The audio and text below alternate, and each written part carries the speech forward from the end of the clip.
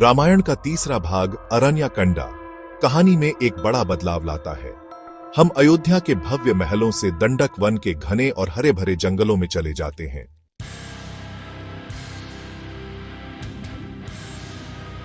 अरण्यकांड राम, सीता और लक्ष्मण के अयोध्या से वनवास के साथ शुरू होता है। रानी कैकेयी की चालों के कारण अपने राज्य से निकाले जाने के बाद राम अपने भाग्य को शालीनता और धैर्य के साथ स्वीकार करते हैं।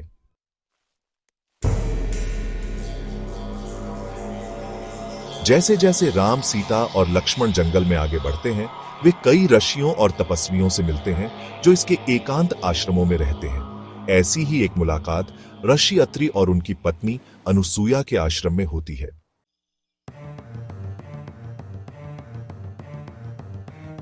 जैसे जैसे दिन हफ्तों में बदलते जाते हैं, राम, सीता और लक्ष्मण जंगल में अपनी यात्रा जारी रखते हैं। उनके दिल अत्रि और अनुसूया के आशीर्वाद से मजबूत होते हैं। दंडक में राम की उपस्थिति की खबर जंगल में रहने वाले अन्य ऋषियों के कानों तक पहुंचती है। इनमें से कई ऋषि जंगल में घूमने वाले दुष्ट राक्षसों द्वारा उन पर किए गए अत्याचारों से परेशान हैं।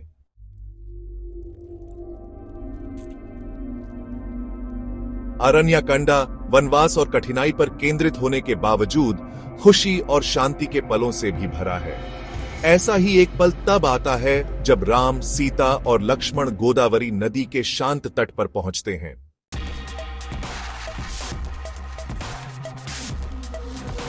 अरण्यकांड में नाटक और एक्शन की कमी नहीं है। ऋषियों की रक्षा करने और धर्म को बनाए रखने की राम की प्रतिबद्धता की जल्द ही परीक्षा होती है, क्योंकि उनका सामना जंगल को आतंकित करने वाले विभिन्न राक्षसों से होता है।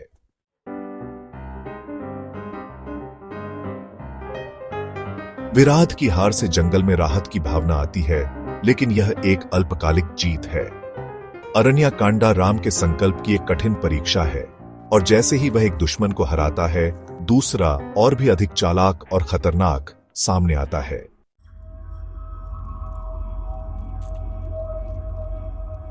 अरण्यकांड आने वाली उथल पुथल वाली घटनाओं के रहस्य और पूर्वाभास को बनाने में एक मास्टर क्लास है। शूर्पणखा के साथ मुठभेड़ निम्नलिखित घटनाओं पर एक लंबी छाया डालती है, जिससे बेचैनी और प्रत्याशा का माहौल बनता है।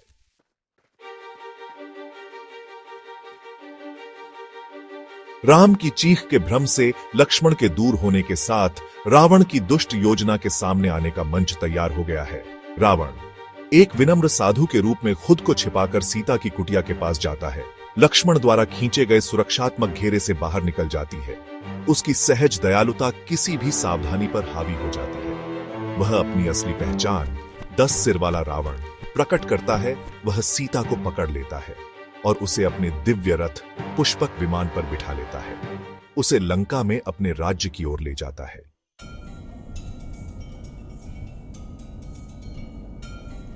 जैसे ही रावण अपहरित सीता के साथ भागता है, उनका रास्ता उन्हें दक्षिणी पहाड़ों पर ले जाता है, जहां एक दुखद मुठभेड़ उनका इंतजार कर रही होती है। गिद्धों का राजा जटायु ऊपर अपने ऊंचे स्थान से अपहरण को देखते हैं। उसका बूढ़ा दिल धार्मिक क्रोध से भर जाता है। जटायु आकाश में उड़ जाता है। उसके विशाल पंख हवा में गड़गड़ाहट के साथ फड़फड़ाते हैं, क्योंकि वह रावण के रथ को रोकने के लिए नीचे झपट्टा मारता है। जटायु अपनी उम्र और कमजोरी के बावजूद एक दुर्जय योद्धा है। दशरथ के प्रति उसकी वफादारी और कर्तव्य की भावना उसके साहस को बढ़ावा देती है। वह रावण का सामना करता है। उसकी आवाज एक तेज चुनौती है, क्योंकि वह सीता की रिहाई की मांग करता है। रावण इस अप्रत्याशित हस्तक्षेप से क्रोधित होकर वृद्ध गिद्ध का उपहास करता है।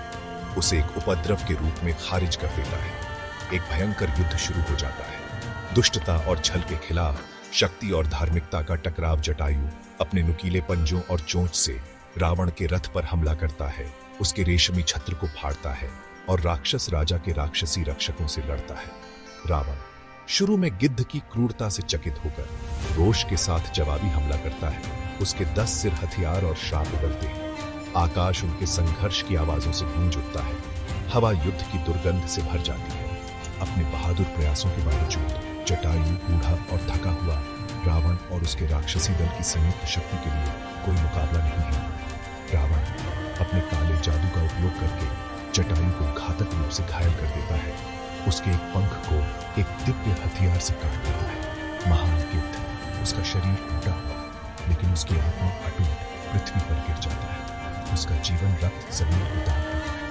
हार में भी चट्टानों का साहस का कार्य आशा की किरण के रूप में कार्य करता है, उन लोगों की अटूट भावना का प्रमाण जो बुराई के खिलाफ खड़े होते हैं।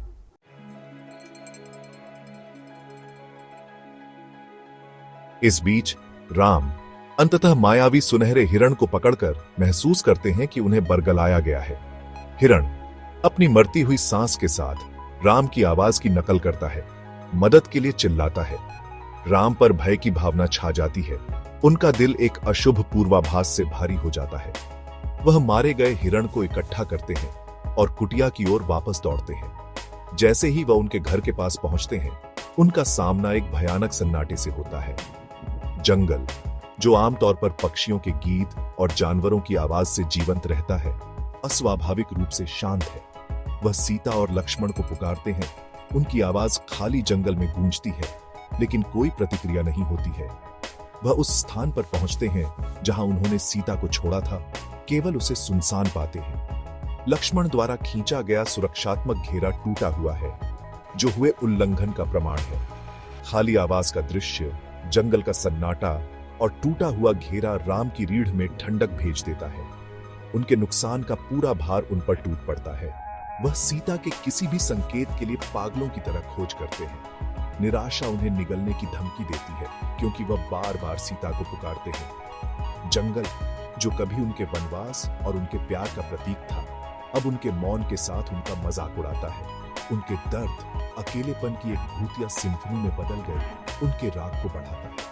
एक बार परिचित रास्ते जिन पर वे एक साथ चले थे, अब उन्हें विचित्र और खतरनाक लगते हैं। पत्तों की हर सरसराहट, हर पक्षी की चीख सीता की अनुपस्थिति की एक दर्दनाक याद दिलाती है। फिर भी निराशा के बीच राम के भीतर दृढ़ संकल्प की एक झिलमिलाहट प्रज्वलित होने लगती है। उसकी प्रेमिका के अपहरण ने उसके भीतर एक भयंकर संकल्प जगा दिया है, न्याय और प्रतिशोध की तीव्र इच्छा।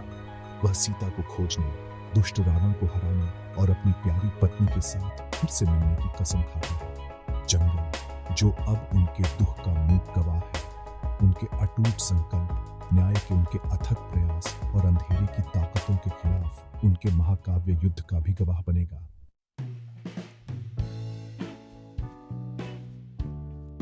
खोए हुए और दिल टूटे राम जंगल में ठोकर खाते हैं। उनका हर विचार सीता की अनुपस्थिति से घिरा हुआ है। वह अपने कदम पीछे हटाते हैं, किसी भी सुराग की तलाश में जो उसे उसके पास ले जा सके। वह लक्ष्मण को पुकारता है, इस उम्मीद में कि उसके भाई के पास कुछ खबर होगी, जो कुछ हुआ उसके लिए कुछ स्पष्टीकरण होगा। अंत में उनके रास्ते मिलते हैं और लक्ष्मण अपराध बोध और पछतावे से भरा हुआ बताता है कि क्या हुआ। उसकी आवाज शर्म से भारी है। वह चालाक रावण द्वारा सीता के अपहरण और उसकी रक्षा करने के अपने असफल प्रयास के बारे में बताता है। राम दुख और क्रोध से अभिभूत उस त्रासदी की भयावहता को समझने के लिए संघर्ष करते हैं जो उन पर आई है। जंगल अब सीता की उपस्थिति से रहित, खाली और शत्रुतापूर्ण लगता है। जंगल की आवाजें, जो कभी आराम का स्रोत थीं, अब राम के दर्द का मजाक उड़ाती हुई प्रतीत होती है। उनका राग हानि और निराशा की एक भूतिया सिम्फनी में बदल गया है। एक बार परिचित रास्ते जिन पर वे एक साथ चले थे, अब विचित्र और खतरनाक लगते हैं। पत्तों की हर सरसराहट, हर पक्षी का रोना सीता की अनुपस्थिति की एक दर्दनाक याद दिलाता है। फिर भी निराशा के बीच राम के भीतर दृढ़ संकल्प की एक झिलमिलाहट प्रज्वलित होने लगती है। उनकी प्रेमिका के अपहरण ने उनके भीतर एक भयंकर संकल्प जगा दिया है, न्याय और प्रतिशोध की तीव्र इच्छा। वह सीता को खोजने, दुष्ट रावण को हराने और अपनी प्यारी पत्नी के साथ फिर से मिलने के लिए धरती और आकाश को हिला देने की कसम खाता है। जंगल, जो अब उनके दुख का मूक गवाह है, उनके अटूट संकल्प, न्याय के उनके अथक प्रयास और अंधेरे की ताकतों के खिलाफ उनके महाकाव्य युद्ध का भी गवाह बनेगा।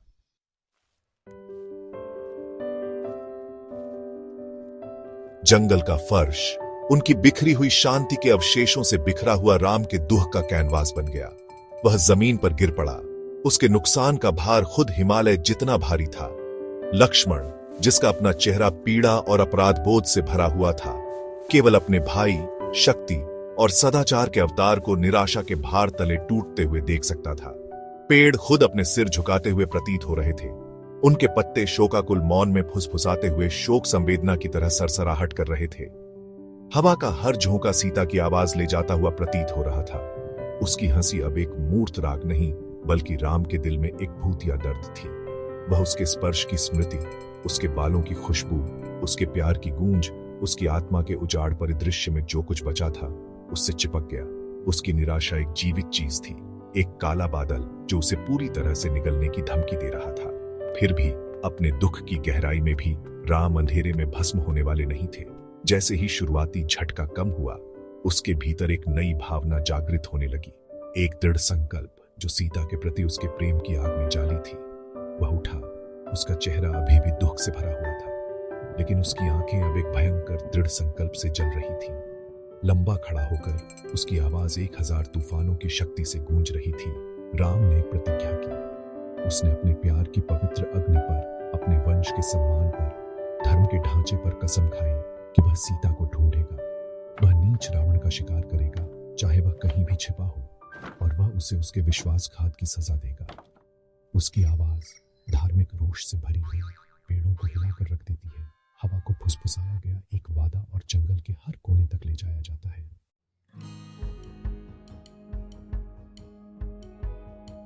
दुख अलग थलग कर सकता है, लेकिन राम का दुख हालांकि गहरा था, एकांत जानवर नहीं था। लक्ष्मण अपने भाई के प्रति उसकी वफादारी और प्रेम अटूट उसके साथ खड़ा था। उसकी दृढ़ आंखों में एक मौन प्रतिज्ञा दिखाई दे रही थी। सीता के जाने पर उसने भी अपनी दुनिया का एक हिस्सा खो दिया था। उसकी कोमल उपस्थिति उनके वनवास की कठोर वास्तविकताओं के बीच एक सांत्वना थी। उसका धनुष एक निरंतर साथी भारी लग रहा था, न केवल अपने दुख के भार के साथ, बल्कि सीता के सम्मान का बदला लेने के साझा बोझ के साथ। लेकिन आगे के विशाल कार्य के खिलाफ उनकी संयुक्त शक्ति भी तुच्छ लग रही थी। रावण, लंका का राजा, कोई साधारण दुश्मन नहीं था। उसका किला द्वीप मथते हुए समुद्र से घिरा हुआ अभेद्य होने की अफवाह थी, जिसकी रक्षा भयंकर राक्षसों की सेना करती थी।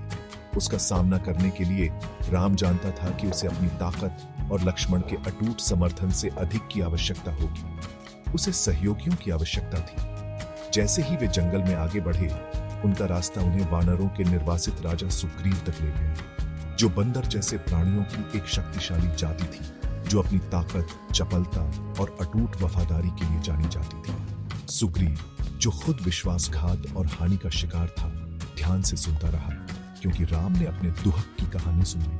उसका दिल अन्याय की गूंज के साथ प्रतिध्वनित हुआ। साझा दर्द के बंधन और न्याय की प्यास निर्वासित राजकुमार और अपदस्थ राजा के बीच बनने लगी। राम ने सुग्रीव और उसकी वफादार वानर सेना में एक शक्तिशाली गठबंधन की क्षमता देखी, एक ऐसी शक्ति जो उसे विशाल समुद्र को पार करने, लंका के द्वारों को तोड़ने और सीता को घर लाने में मदद कर सकती थी। एक गठबंधन के बीच बोले गए उनके साझा निराशा के दिल में आशा की किरण।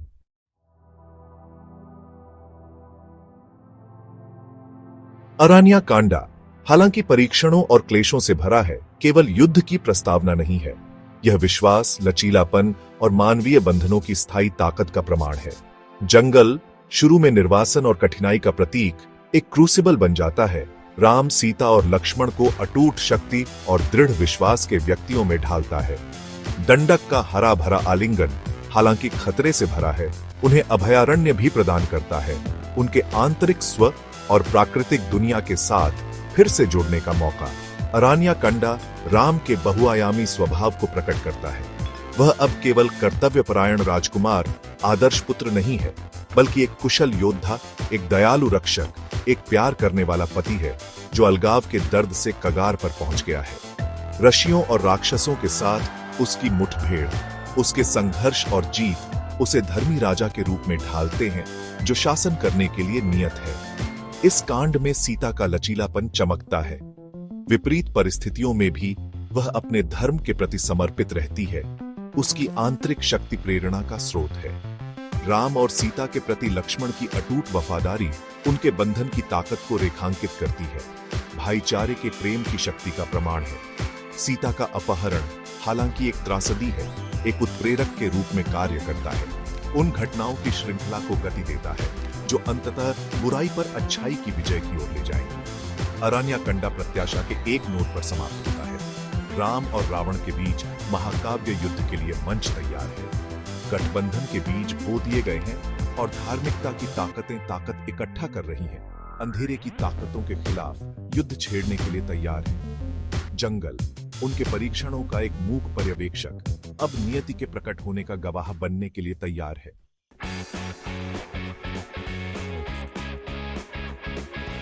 अरण्यकंडा की गूंज महाकाव्य कथा के दायरे से बहुत दूर तक गूंजती है। खोजे गए विषय निर्वासन, हानि, विश्वास, कर्तव्य, लचीलापन और अच्छाई और बुराई के बीच लड़ाई सार्वभौमिक हैं, समय और सांस्कृतिक सीमाओं को पार करते हैं। जंगल एक सेटिंग के रूप में उन चुनौतियों और अनिश्चितताओं के लिए एक रूपक बन जाता है जिनका हम अपने जीवन में सामना करते हैं। वे राक्षस जिनका हम आंतरिक और बाहरी दोनों तरह से सामना करते हैं। धर्म के प्रति राम की अटूट प्रतिबद्धता एक बड़े अच्छे के लिए व्यक्तिगत खुशी का त्याग करने की उनकी इच्छा प्रेरित करती रहती है। विपरीत परिस्थितियों में सीता की ताकत और लचीलापन आशा की किरण के रूप में कार्य करता है, हमें उस अदम्य भावना की याद दिलाता है जो भीतर रहती है। लक्ष्मण की वफादारी और भक्ति मानवीय संबंधों के महत्व को रेखांकित करती है, वह ताकत जो हमें उन लोगों के साथ खड़े होने से मिलती है जिनसे हम प्यार करते हैं। अरण्यकंडा हमें सिखाता है कि सबसे अंधेरे समय में भी विपरीत परिस्थितियों से घिरे होने पर भी आशा बनी रहती है। यह हमें याद दिलाता है कि हम में से प्रत्येक के भीतर चुनौतियों को पार करने, जो सही है उसके लिए लड़ने और परीक्षणों से मजबूत और अधिक लचीला बनकर उभरने की ताकत है।